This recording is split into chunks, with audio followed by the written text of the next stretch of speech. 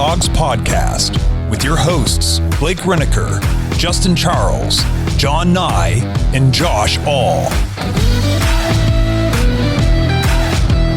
What's going on, everybody? Welcome back to another episode of the Dawgs podcast. My name is Derek Frisbee from DF Sports, and today we are going to take a look at the first half of the season, where the numbers shake out, where we kind of stand as far as the rest of the NFL, and then translate that into the second half of the season and what you can expect finishing up this year throughout the second half of this season for the Cleveland Browns. But before we do that, please be sure to like this video, drop a comment in the comment section. I want to know what you think. Subscribe to the channel, turn on your notifications so you never miss an upload. And also follow the Dawgs podcast on Facebook, Instagram, TikTok, and Twitter. Would greatly appreciate it. And also, if you want to get your voice heard on the show, you can leave an intro like Kenny Mack does, or you can leave a voicemail. We will play it out on the show, and we will let you know what we think about what you think. And if that's not enough for you, and you're a Browns fan and you say, hey, I want to talk to other Browns fans, jointhedawgs.com. It's going to be your way to do that. That's going to be your way to join the Patreon. That's going to get you in the Discord where we are talking Browns 24/7. Get extra after-hour show with the Patreon, so it's not just this first show here.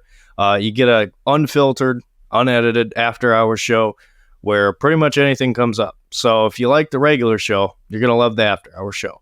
And also become a member, 99 cents a month. It's a simple way for you to show your support to us here at the Dawgs podcast. You get some fancy stickers in the chat, so when you comment and we see the stickers next to your name, we know that you support the podcast. So, with that being said, let's kind of take a look here at the first half of the season and kind of where we're at, right? So, the Browns are 5-3.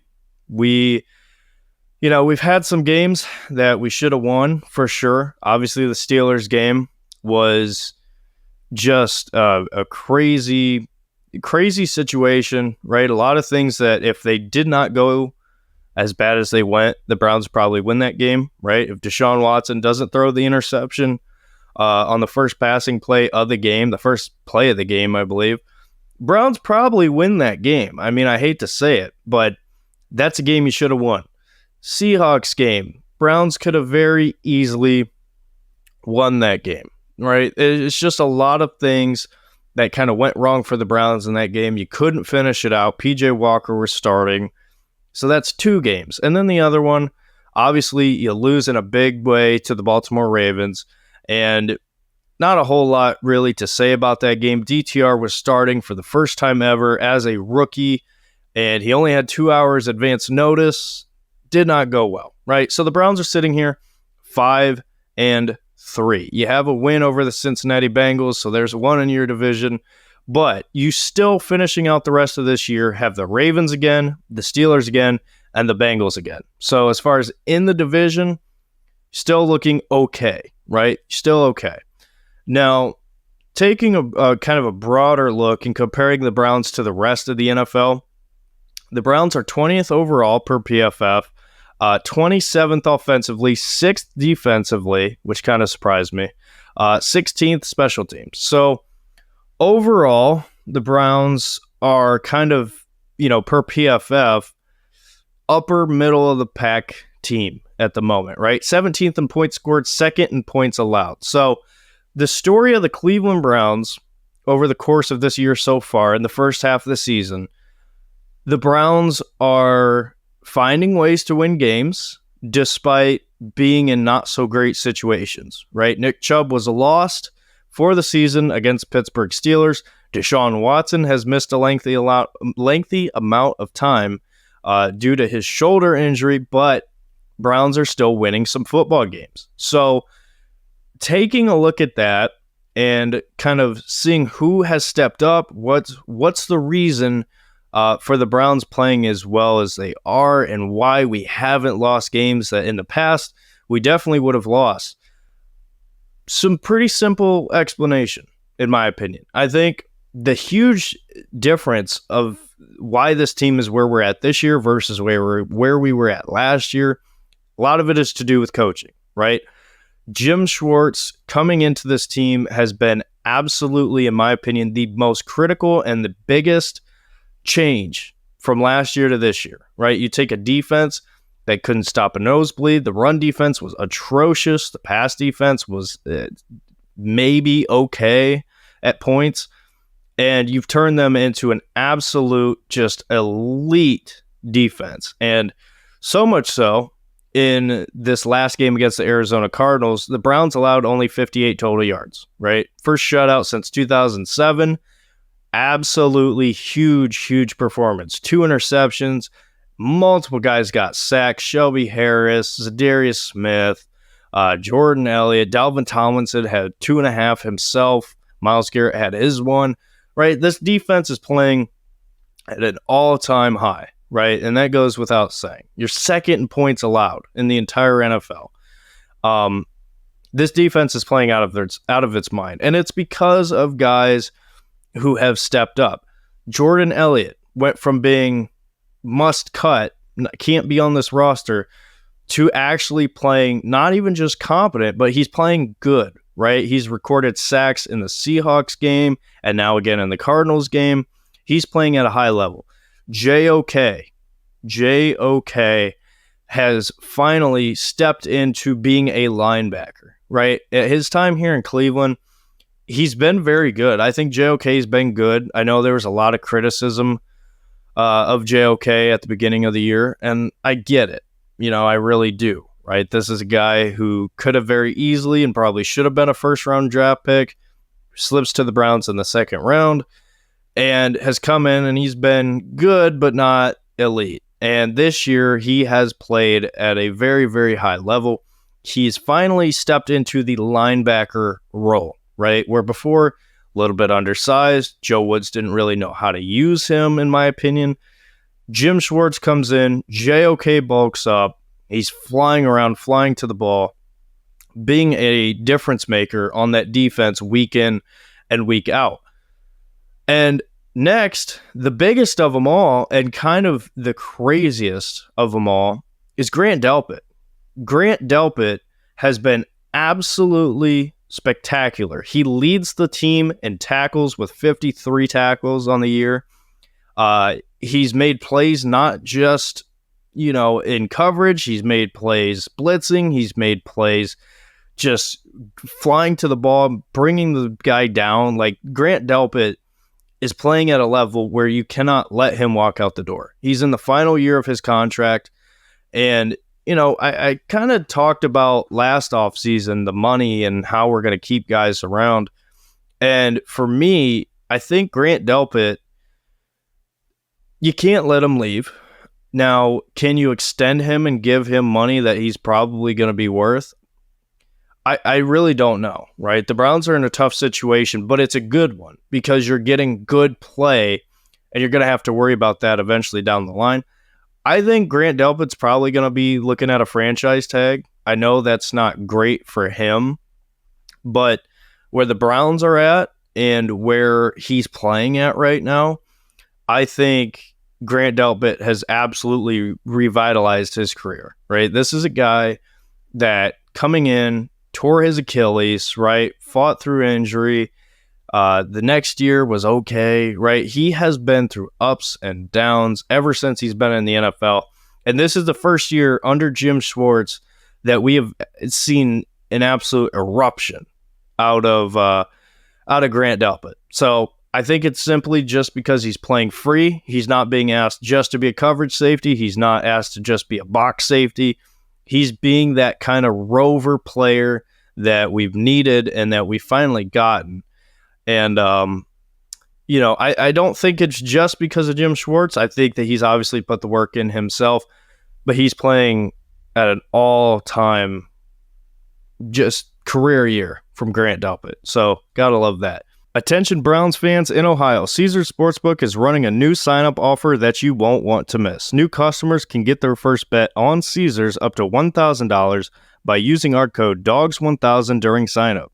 Not only will your first bet be covered, but you will also be directly supporting our podcast. So if you've not joined Caesars Sportsbook yet, now is the perfect time to make the move.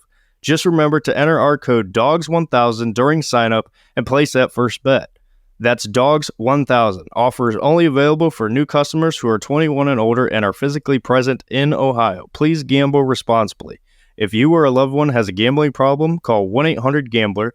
Check the episode description for the full terms of the offer to see if you can qualify. Denzel Ward. Denzel Ward leads the team in interceptions with 2, right? The Browns have not been a team that's had a ton of takeaways. But Denzel Ward has finally looked like his rookie self, where this is the Pro Bowl level corner that we've been waiting for. He was terrible last year.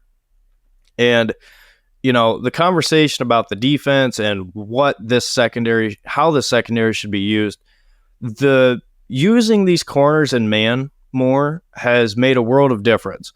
Ward is back to playing at a Pro Bowl level, probably maybe even an all-pro level. He's playing out of his mind. The next guy here, Martin Emerson, in year 2, has been even better. He was fantastic as a rookie, came in as your third corner and really stepped up. And now it's to the point where Martin Emerson is making a case that he's the best corner in this secondary, right? I think he quite literally is playing himself into being just an absolute star in this league for years to come, right? He's locking up guys. He's stride for stride, right? Martin Emerson has been absolutely incredible. And, they're starting to say Emerson Island, and it's certainly looks like it. Every game. He's not really had a bad game once so far this year. And, I think it's a testament to Jim Schwartz, yes, but at the same time, this is the talent that you've had, and you're finally getting the usage out of them that you could have before, and you're finally seeing it now. So that's great to see. So in the secondary, the guys that have stepped up for me, Grant Delpit for sure, Denzel Ward being back to himself, and then Martin Emerson in year 2, playing at the level that he played at last year, and then some. He's getting even better, and that's fantastic to see. Another honorable mention as far as the step-up guys on this list, Cam Mitchell, who was put on IR today, came in and had an absolutely fantastic game against the Cardinals. And sure, it's the Cardinals, it is what it is. But Cam Mitchell had 4 tackles. He held his own in coverage. It looks like AB can just draft corners. I mean, I don't know about you guys, but he has been spot on drafting corners. This episode is brought to you by Omaha Steaks. Browns fans, fall is in the air, and that means we're looking forward to more of these crisp mornings, falling leaves, and sweater weather. But more importantly, it's the perfect time for fall grilling, tailgating, and cozy comfort food. And let's go back to that tailgating. And there's no better way, no better food to celebrate with at your tailgates and fall cookouts than Omaha Steaks. Omaha Steaks has all your fall cravings covered with 50% off site-wide during their semi-annual sale. That's 50% off all of your favorite tender, juicy, extra-aged steaks like their Butcher's Cut filet mignons. Go to omahasteaks.com right now. Use code DAWGS, D-A-W-G-S, when you check out to get an extra $30 off your order. With Omaha Steaks, these possibilities are endless. You get endless flavor, endless value on incredible entrees, scrumptious sides, decadent desserts, and so much more. All of them 50% off during the semi-annual sale, and every bite is backed by Omaha Steaks' 100% unconditional guarantee. Go to omahasteaks.com right now. Shop all of your delicious favorites for half the price. Don't forget to enter that promo code DAWGS, D-A-W-G-S, when you check out and get an extra $30 off your order. Hurry up, this sale is only for a limited time. Minimum purchase may apply. So that's pretty much all I have as far as step-up guys from the defense this season so far. Offensive guys, not really a whole lot. There's 2 names that I think you could say have stepped up big time. Number 1 is David Njoku. David Njoku, and maybe not as much in the beginning part of this season, but towards the second half, David Njoku has become an absolute difference maker in this Browns offense. He is the number 2 passing or receiving threat, I should say. And the crazy thing is, I think we could use him even more. And I think, we'll talk about the second half of the season here shortly, but I think Njoku is just breaking into what he could be. And that's why the Browns paid him what he did, what we did. Because Njoku, since he's come into the league as a Cleveland Brown, has gone from a terrible run blocker, gone from a terrible run blocker into not just competent, not just okay. He's become a very good run blocker, which on this team is a very big deal. Go back and remember, David Njoku dealt with the drops like crazy. People were pissed. So far, especially this year in particular, David Njoku, no problems at all, really. He'll have his occasional drops, but, playing through everything that he's played through and the incident that happened with him, unfortunately burning himself, not just his face, but his hands, playing through that and everything that he's done so far, David Njoku absolutely has stepped up, and I think you're going to be looking at a very, very big second half of the year from David Njoku. DeJuan Jones. DeJuan Jones was a guy who came in as a fourth round rookie,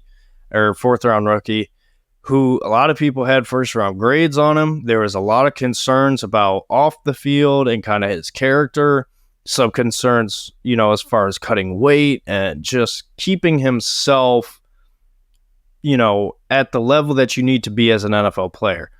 DeJuan Jones has come into Cleveland and went from a guy who was throwing up in light practices during the spring to a guy who is now started for the Cleveland Browns because of Jack Conklin's injury, and he has stepped up and not even just played okay. He's been one of the bright spots on this offensive line. And sure, he has his, slip-ups every once in a while, some communication problems. But DeJuan Jones, you have to throw him on this list as far as guys who have stepped up in the first half of this year. Can't really say enough about what he's done. Really can't. So that's kind of my list of guys who have really, not even surprisingly, played better, but they've played at a level to where they are contributing big time to this Browns team, and the reason why we do have the 5 wins. And why we're even in some of these games, right? Some of these two close losses. Steelers, Grant Delpit had a pick, right? He did his job. And then obviously, with the Seahawks, that it's kind of, you've been in a really tough spot. So it is what it is. So again, I talked about it. Delpit leads the team in tackling. Ward leads the team in interceptions. Let's look at the offense. Amari Cooper, 617 yards. Amari Cooper is on pace to have another fantastic season. And despite having P.J. Walker, DTR, a banged-up Deshaun Watson, Amari Cooper is getting the job done. He was absolutely incredible again this past week against the Cardinals. And he's very clearly your number one receiver. He is the Nick Chubb of the receiver room. And he produces, and obviously it's not crazy game every game from Amari Cooper, but he's absolutely fantastic. You cannot let him leave, right? We were talking about moving off of Amari Cooper. He's been worth every penny, right? The Cowboys traded him for a fifth and a sixth, I want to say. What a steal. What a steal Amari Cooper has been. So he's leading the Browns in receiving yards currently. Jerome Ford leading the team in rushing. Not supposed to be. Obviously, that should be Nick Chubb. But just looking at the first half of the season, 425 yards rushing for Jerome Ford. So Ford is your rushing leader. Cooper is your receiving leader. Grant Delpit's your tackling leader. Denzel Ward, your interceptions leader. Deshaun Watson. Let's take a look at Deshaun Watson first half of the year. He's played in 5 games. Obviously, in the Colts game, not really. So it's more like 4. But 62% completion percentage, 902 yards, 6 touchdowns, 3 picks. Not great, but the story of Deshaun Watson this season is so interesting because there's so many different factors into it. Week 1, terrible weather game, right? Joe Burrow did absolutely nothing. Deshaun Watson didn't do a whole lot, but he used his legs, made plays, right? And so far, it's just been up and down, right? Deshaun Watson now has really played 2 games that you can look at and say, well, okay, he played pretty good. Tennessee Titans, absolutely balled out, was fantastic. number one quarterback. That's the guy you traded for. Arizona Cardinals game, I would argue that Deshaun was really good, but he wasn't as good as the stats indicated, right? Deshaun was 19 of 30. He had the 2 touchdowns, but, he was a little bit shaky. And I think when you're looking at the story of the first half of the season for the Browns, right, you played 8 games. You play 17 games. So just about halfway through, second quarter or at halftime on Sunday, then we'll be halfway through. But looking at Deshaun Watson, it's yet another year where it's hard to judge. It's really hard to judge. Coming off of the suspension and all that, Russ not playing for multiple seasons, that's understandable. This year, Deshaun Watson needed to be ready to go. And so far, it's just tough to judge Deshaun Watson right now. And looking at the second half of the year, right? Let's shift gears here. The Browns have the Baltimore Ravens, the Pittsburgh Steelers, the Broncos, Rams, Jags, Bears, Texans, Jets, Bengals, all left on the schedule. There's still a lot of football left to be played for the Cleveland Browns. You're 5-3. You're sitting tied number 2 in the division right now, 2-3, whatever. And it's all ahead of you.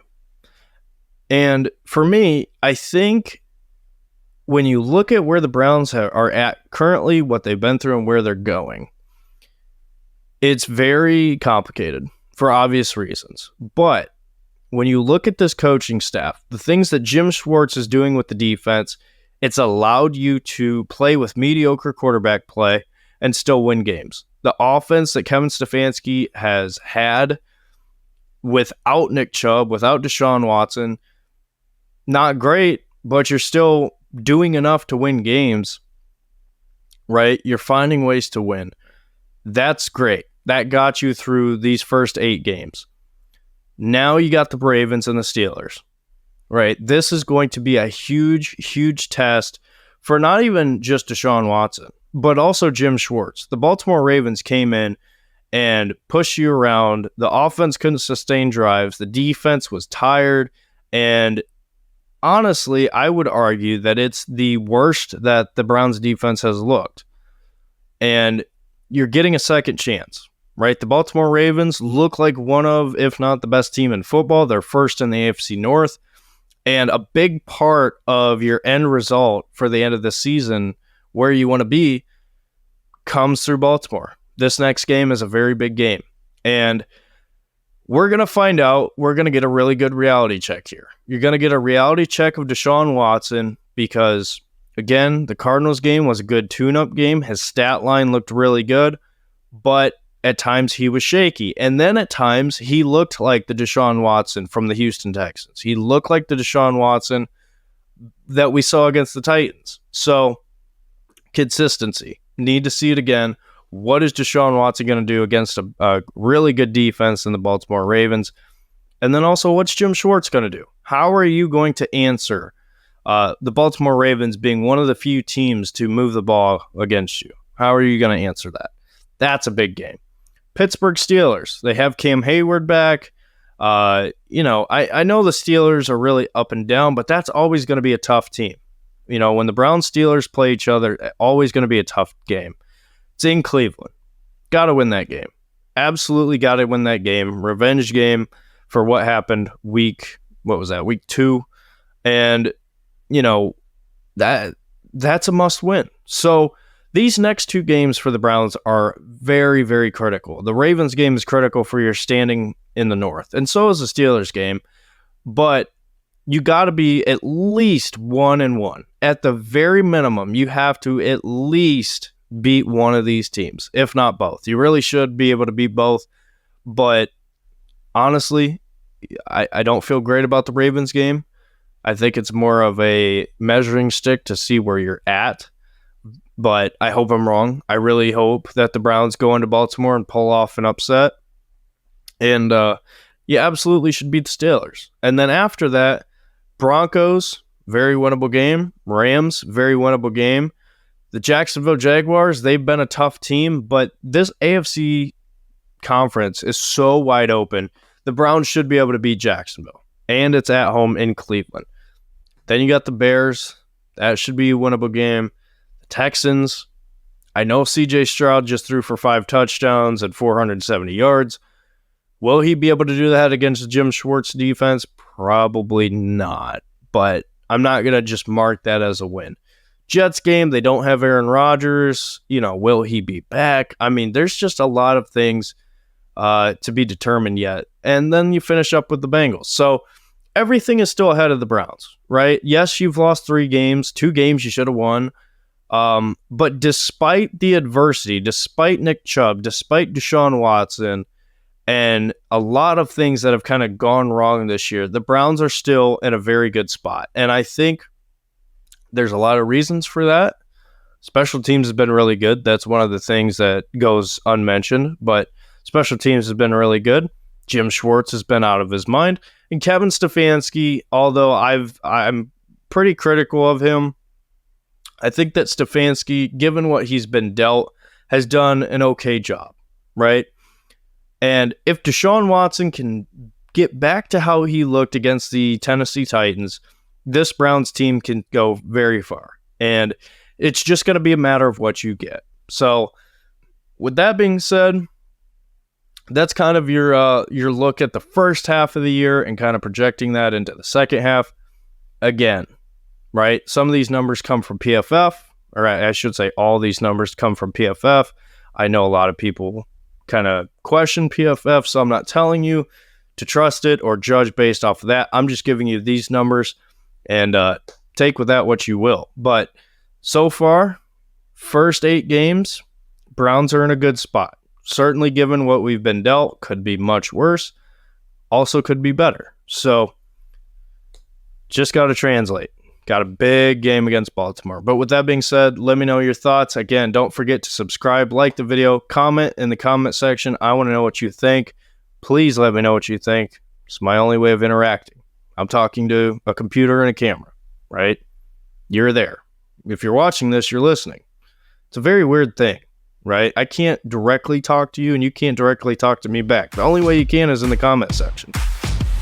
Or you can leave a voicemail. But anyway, I want to know what you think. So, again, my name is Derek Frisbee from DS Sports, and we will see you in the next one. Go Brown. Thanks for listening to another episode of the Dawgs Podcast. Make sure you subscribe on YouTube and follow us on Twitter at the Dawgs Podcast. Get your thoughts on the show at thedawgspodcast.com.